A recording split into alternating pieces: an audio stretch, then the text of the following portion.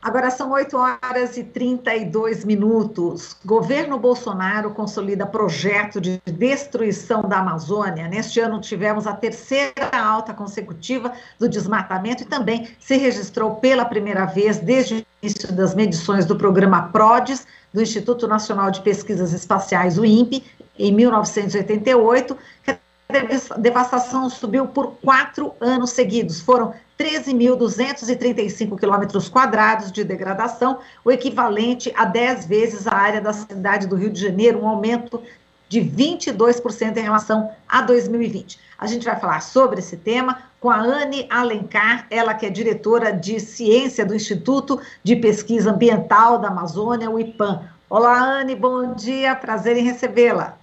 Oi, Marilu, bom dia, é um prazer estar aqui conversando com vocês. Anne, bom, além desse dado, né, de desmatamento do INPE, a nota técnica elaborada pelo Instituto Socioambiental ISA revela também a consolidação da destruição da Amazônia, com perdas florestais severas ao longo dos últimos 3 anos em terras indígenas e também as unidades de conservação, áreas protegidas, né, fundamentais para a proteção da sociobiodiversidade brasileira. Agora, comparando a média do desmatamento acumulado dos 3 anos do governo atual com os 3 anos anteriores, o aumento foi de 79%. O governo estimulou aí a passagem da boiada de fato, né, Anne? Olha, esses dados, eles são muito interessantes, né, porque justamente a gente consegue ver a diferença da derrubada, né, da velocidade na derrubada de florestas nesses últimos 3 anos em comparação ao período anterior, né, principalmente em áreas protegidas, que são as terras indígenas e unidades de conservação. Então, realmente as pessoas parecem que estão se sentindo mais à vontade de invadir essas áreas e ocupar essas áreas e desmatarem. Esse quadro de destruição, né, também é em decorrência aí de vários fatores, né, Ana? A gente pode aqui elencar alguns, eu queria o seu comentário. Temos aí os cortes orçamentários, né, o desmonte também de políticas de proteção e enfraquecimento aí de órgãos ambientais, que são aí imprescindíveis para a preservação da Amazônia, né, Anne? Eu diria que esse governo ele deu um claro sinal, desde o início, de que de que toleraria várias coisas, né?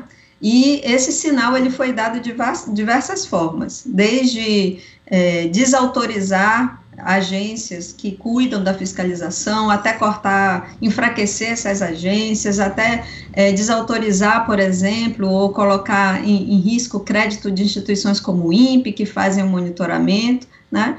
E até dizer que, chamar garimpeiros para conversar, chamar madeireiros para conversar. Então, isso tudo, né, dá um sinal muito claro para a sociedade, que esse tipo de crime ambiental é válido e não vai ser punido. Então, aí a gente tem esse resultado. Verdade, a gente lembra, né, Anne, você falando, né, que ele já tinha dado sinais, é verdade, e eu vou até citar aqui uma frase do Bolsonaro em 2018, né, logo quando ele ganhou a eleição, ele disse o seguinte: não vou admitir que o IBAMA saia multando à torta direita por aí, bem como o ICMBio, essa festa vai acabar. Quer dizer, ele está exatamente cumprindo o que ele tinha falado, o que ele tinha ameaçado, e, de fato, o estrago pode ser aí irreversível em muitos casos, né, Anne? Exatamente, quando ele fala que não ia mais criar nem 1 centímetro de terras indígenas, né, isso tudo, de fato, passa essa sensação de pode tudo na Amazônia. E o que acaba acontecendo é que o crime organizado começa a tomar conta da Amazônia, né, e é isso que a gente tem visto.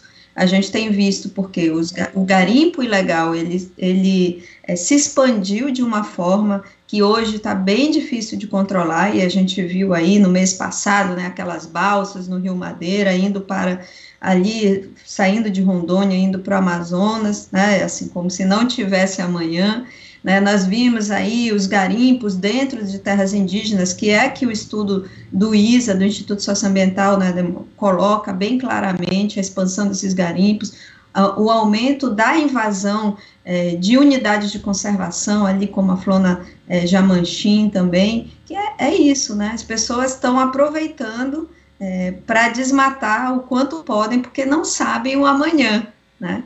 Então, não sabem se essa condição, eu espero que não, né, que de fato a gente mude a política ambiental, ou pelo menos volte, né, a ter uma política ambiental consolidada, como nós tínhamos antes desse governo.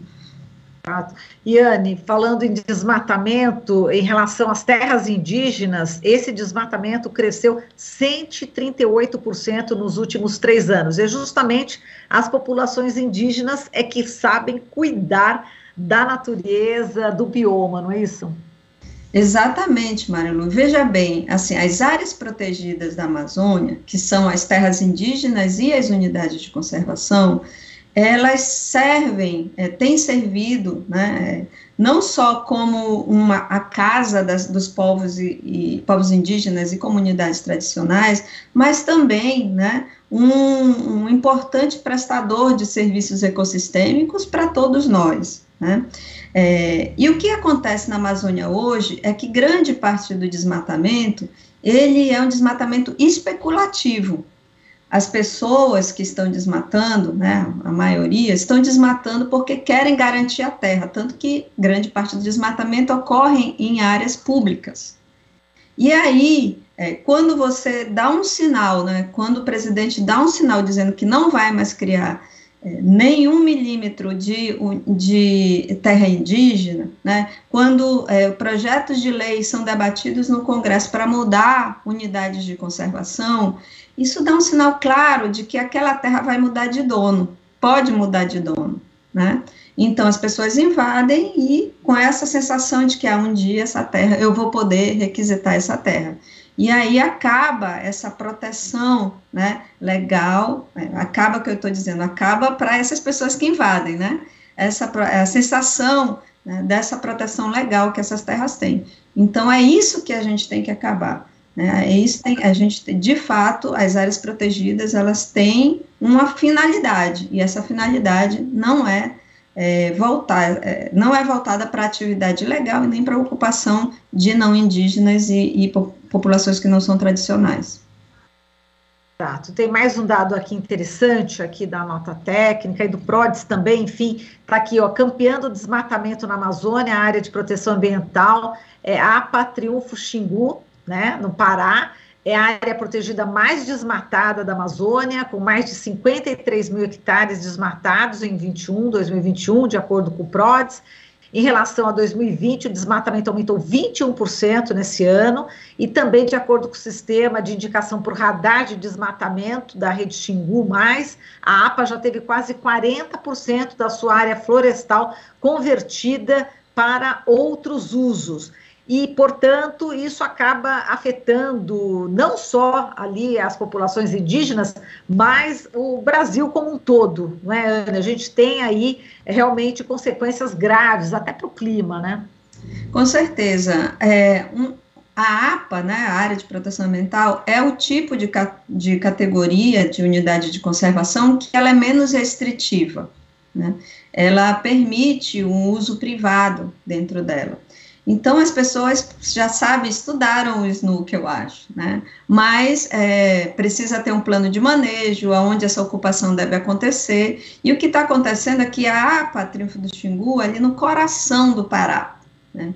E é uma região estratégica, porque uma vez que essa APA se consolida, a conexão do lado leste do Pará, né, região de São Félix do Xingu, com a região de Novo Progresso, no oeste do Pará, que fica na BR-63, que é um dos principais focos de desmatamento, né, do estado, ela se consolida. E isso vai ser terrível, né, porque, de fato, é uma lança passando no coração do Pará.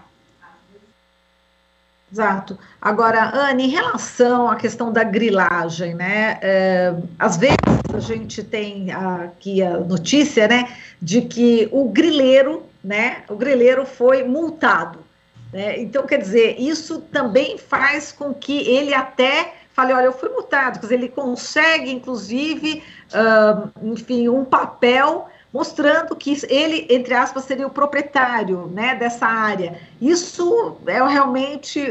O que acontece no Brasil é o absurdo dos absurdos, né, Ana, em relação a essa questão de propriedade, né, o que está acontecendo com a grilagem no Brasil, né?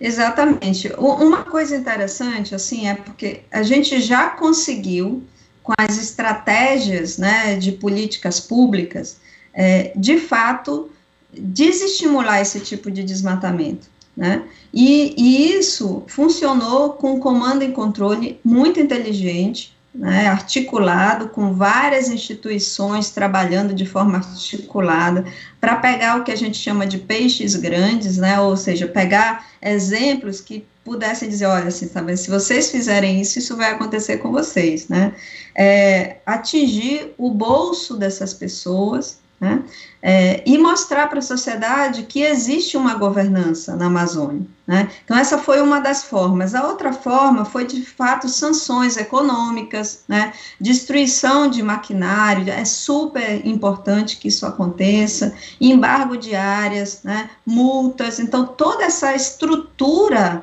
de punição, ela tem que estar muito forte, né? E além disso, né, porque se tem alguém especulando com terra, é porque alguém vai comprar essa terra, né? Além disso, uma resposta do mercado muito clara de que o mercado diz, eu não vou comprar produtos que venham de desmatamento ilegal na Amazônia, né? É super importante também. E aí, quem faz com que o mercado se manifeste é a sociedade, e aí chega na gente, né? Qual o nosso papel? Nosso papel como sociedade de fato, pedir né, ir atrás daquilo que a gente consome, entendendo que aquilo que a gente consome vem de um lugar que é sustentável, enfim, né? Exato. E está fazendo falta o dinheiro, né, do Fundo Amazônia, né, Anne? O comitê orientador do Fundo Amazônia, para quem não sabe, quem não lembra, foi extinto no governo Bolsonaro em abril de 2019. E agora era um dinheiro realmente que seria muito importante, né, para a preservação aí desse bioma na Amazônia, enfim, e outros biomas brasileiros. É um dinheiro que faz falta? Como é que ficou essa questão, Anne?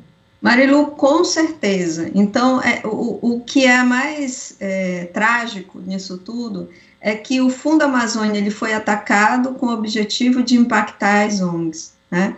Mas, na realidade, quem precisava mais desse dinheiro do Fundo Amazônia eram os governos estaduais.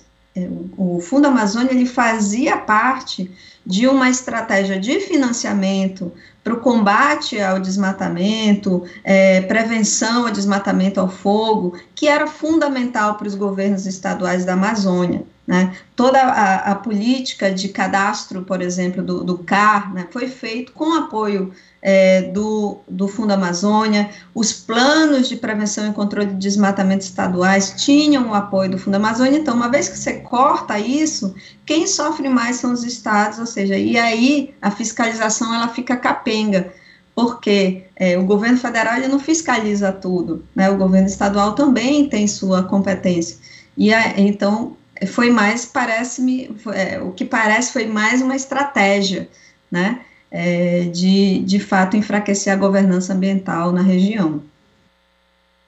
Você citou o CAR, né, o Cadastro Ambiental Rural, né, e, enfim, agora essa questão está sendo bastante discutida, né, como fazer esse cadastro, né, autorregulação, como é que você está vendo também as irregularidades no CAR, nesse Cadastro Ambiental Rural?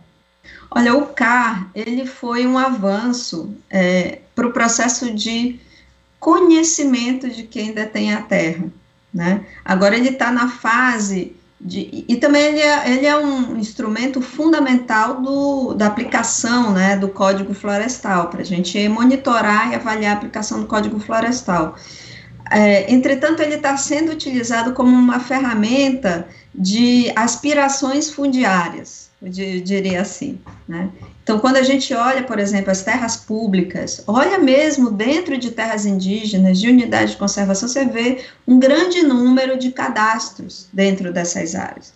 E aí, isso indica totalmente grilagem, né, porque, assim, uma floresta pública não destinada, ela já passou por todo o processo de registro como terra pública e como floresta pública, ela não é de ninguém, ela é aliás, ela é de todos nós, de uma certa forma, né, do Brasil, mas, e não de um ente privado.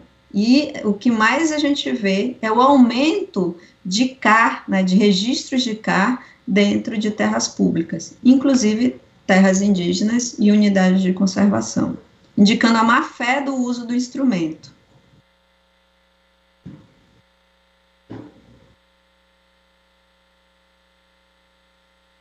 Marilu, eu não estou te ouvindo.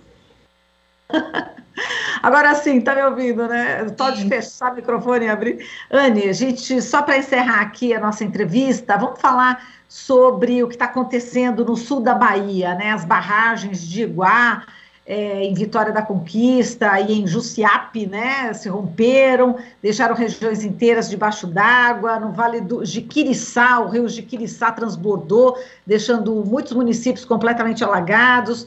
As chuvas da Bahia já deixaram também 18 mortos, 19 mil desalojados, 72 municípios em estado de emergência. Como é que você avalia aí toda essa catástrofe? Olha, de fato é uma catástrofe, né? O que a gente está vendo é um impacto muito forte no sistema climático global, né? E, claro, existem fenômenos que ocorrem periodicamente. Um fenômeno muito importante é o Laninha, que é o resfriamento das águas do Pacífico e que tem um impacto sobre o Brasil.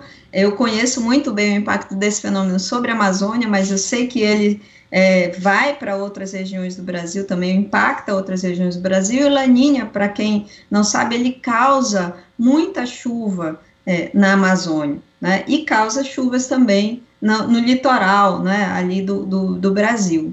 E o que está acontecendo é isso. Esse ano de 2021, a gente teve um ano de Laninha, né?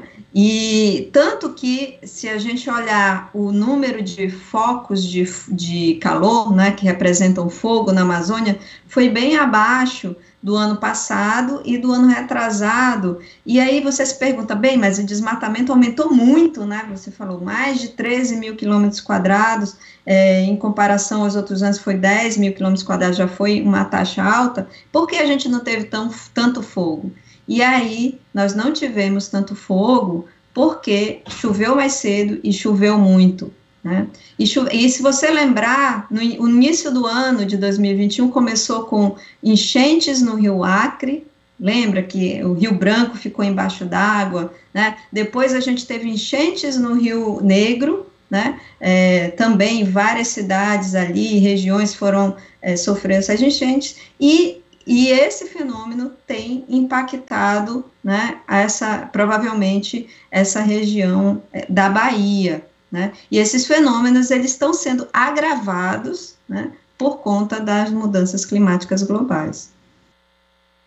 Tá certo, Anne, a gente agradece aqui a sua participação, muitíssimo obrigada. A gente espera que você tenha um ano de 2022 com muita esperança, né, que a gente possa mudar um pouco o quadro, né, da nossa biodiversidade, enfim, o nosso quadro atual, que a gente está sofrendo muito, né, com esse governo Bolsonaro. A gente espera uma oportunidade no próximo ano, com eleições, né, Anne, da gente tentar reverter essa situação, né? Exatamente, Marilu, eu tenho muita esperança de que a gente vai conseguir mudar esse cenário, né, a gente vai conseguir colocar o Brasil num trilho, que é o trilho do século XXI, de fato, trilho da sustentabilidade, da governança ambiental, e isso eu diria para as pessoas olharem, que forem votar, né, olharem para os programas, né, dos candidatos aí, né, a gente tem muito poder, né, nas mãos, e o nosso poder é o voto, e a gente tem que votar pelo aquilo que a gente acredita. Então, eu acho que é importante aí essa conscientização da sociedade, né, de que a gente tem o nosso papel de mudar esse cenário. Bem, Anne, muito obrigada, um forte abraço para você, até mais. Obrigada, Marilu, um abraço. Tchau, tchau. Falamos aqui com a Ana Alencar, diretora de Ciência do Instituto de Pesquisa Ambiental da Amazônia, o IPAM. Você está ouvindo Jornal Brasil Atual. As notícias que os outros não dão.